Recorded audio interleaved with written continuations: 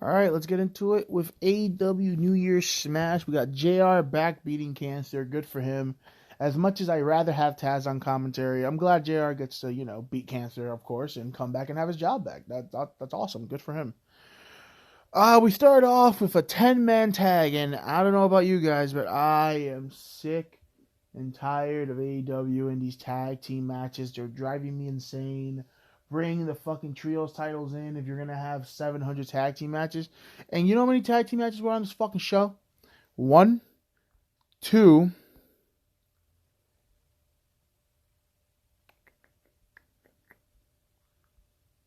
keep looking, and three in the main event too. There was three fucking multi-man matches in this fucking show. I'm like, oh my god. And they always shove Rampage. I think had three matches of that last time. Also, I'm just like, oh my god. But let's get into it. 10-man tag here. We got the Jungle Boy, the Luchasaurus, Christian Cage, in the Lucha Bros versus FTR, Matt Hardy, and Private Party. Big ups to Private Party to fucking up FTR's theme because that shit heat. Their new theme, their 80s sounding theme. Quinn with what the fuck happened to Private Party, dude? These guys were over as hell, especially when they had the theme song switch, and now they're like dead. Like, what the hell? Same thing with don't even get me started on the Butcher and Blade fucking debut and lose to fucking Cody. Oh my god. Ugh. But we get big ups to Private Party. Quinn with the Hurricanrana onto Matt Hardy. He like did a tag move with Matt that was cool. He did a Hurricanrana and then ended up shooting whoever it was. I think it was Jungle Boy, and then Matt Hardy caught him into a side effect. That was really cool. Wheelbarrow double DDT by Penta on FTR.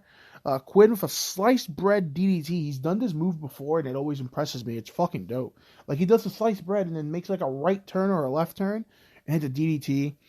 Choke slam by Luchasaurus to Dax. Christian and Pentagon Jr. start arguing even though they're on the same side. Then Christian get hit with the big rig out of nowhere. 1, 2, 3.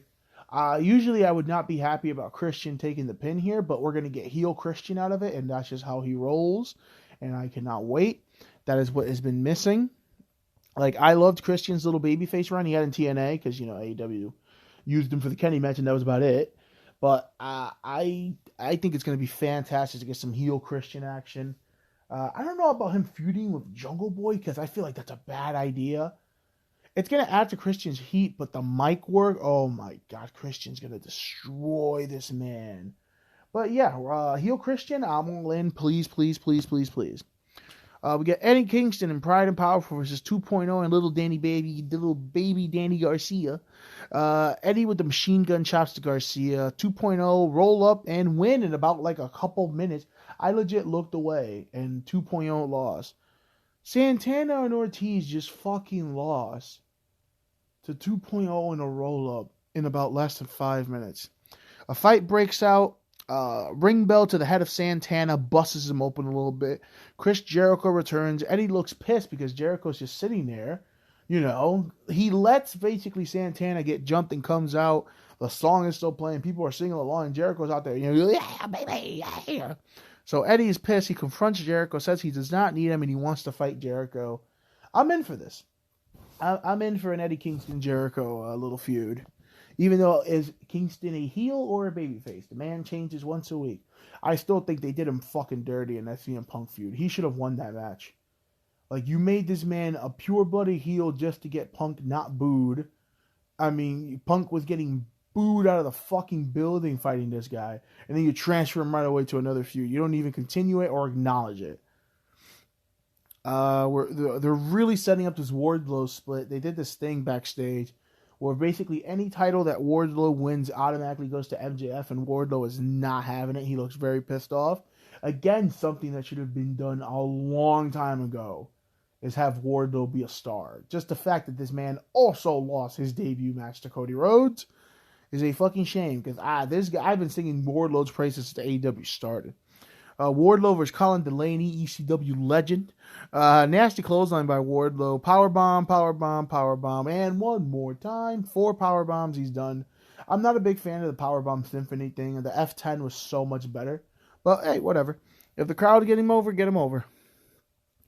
Undisputed Era promo or whatever the fuck they're calling them. Young Bucks are still not happy, and Kyle's not happy either. He basically tells everyone to fuck off, and he's here to talk to Adam Cole one-on-one. And this is the thing that AEW does that I like. Like, there's a lot of stuff that AEW does wrong and that I have criticisms for because I'm not a fucking mark. And I watch everything and I criticize everything. Like, New Japan is my favorite company in the world and I criticize them to death. Like I said, turning evil heel is still the dumbest fucking thing I've ever seen. But, yeah. So, this was good shit. Kyle brings up the NXT feud and basically said, I know you and me got problems. I know you and me got heat. But we need to work together. This is a fresh start, new company. And basically says, I know Bobby Fish has my back. Do you have my back? That was good shit. That was good stuff. Here we fucking go. This was the most infamous moment of the night. Dan Lambert comes out. I automatically roll my eyes and go to get snacks. He calls Brandy a whore and a quote-unquote wrestler. He starts coming at Cody also. Basically says he got the Transformer logo on his neck. That was fucking funny. I'm not a damn Lambert fan, but that was funny. Brandy then comes out, gets booed out the building, and she calls him a shitty version of Paul Heyman, which, that was a funny line. And then he says, I'm more of a Jim Cornette guy, so that was pretty good. He keeps calling her a stripper because her name is Brandy. He says, every stripper that I have met, that's a stripper name. And then, oh my God. So Dan Lambert then says, you know, fuck it, I'm a black belt. I'll beat your ass. And she's like, you're a black belt? I guess I'm a black bitch. It was a hilarious line. It was my favorite line of the promo. I've been repeating it ever since. But what the fuck is this promo? What the fuck is that? Dustin comes out and gets beaten up because that's all he's fucking good for. My man had that good little stride match with Cody, and that's about it. Yeah, I don't know why Cody is not doing his own talking to this.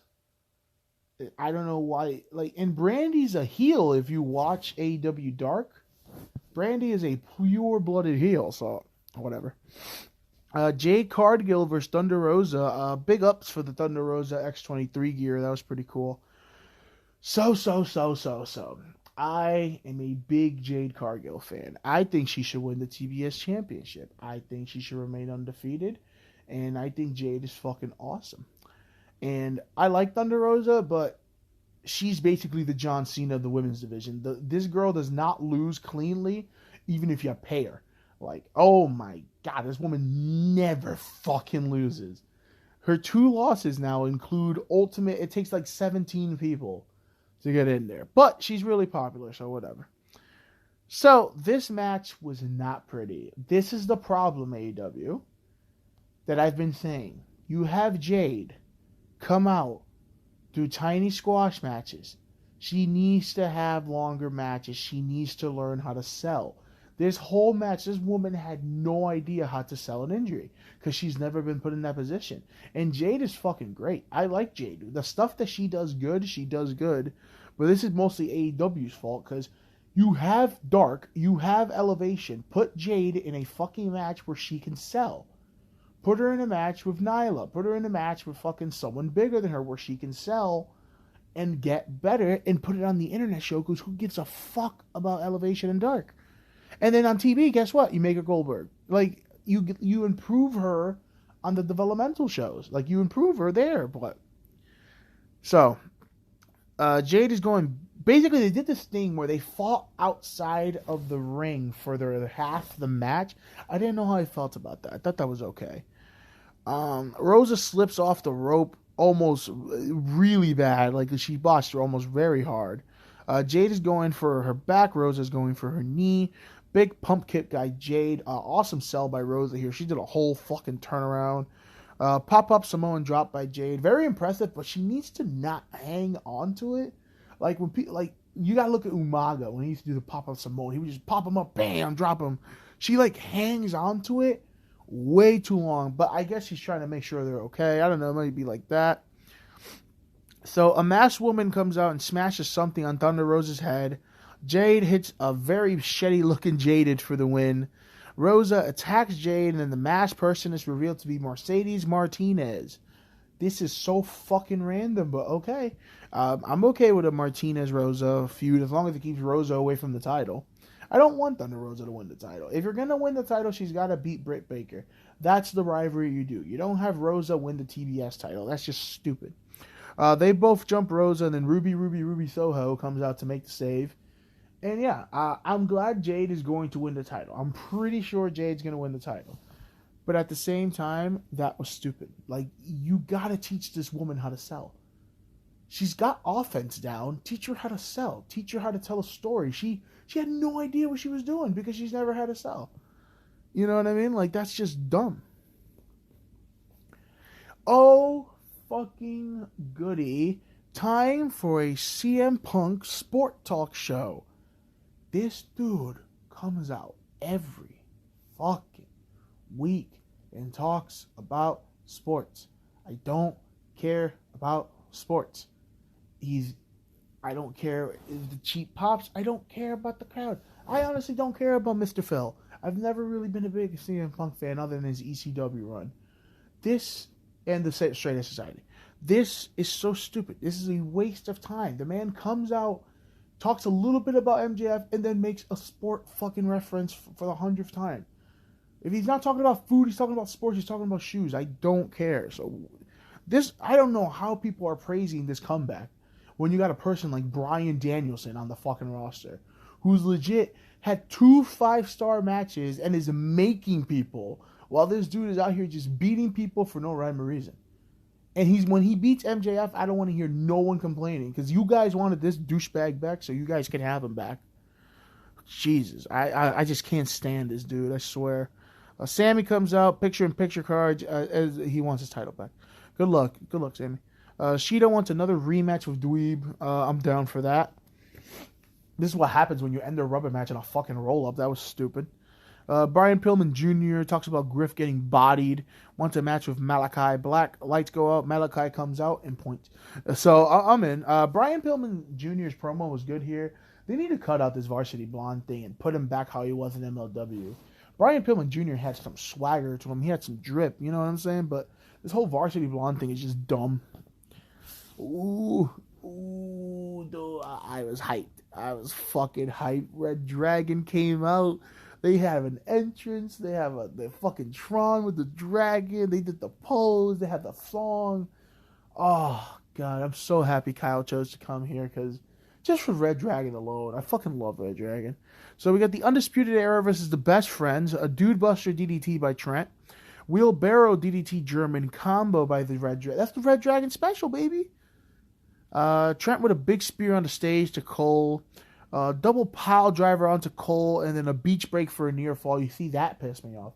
How the fuck is Adam Cole kicking out of 2 pile drivers and a beach break all at the same time? Brandon comes out, which I'm sick and tired of. The Bucks attack the Best Friends, chasing the Dragon for the win. That made me happy.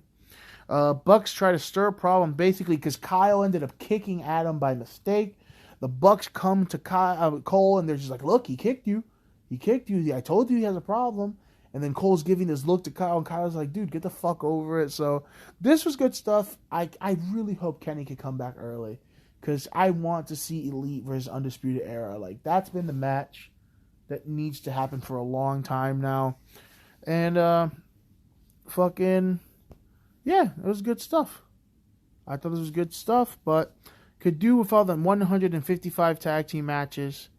And yeah,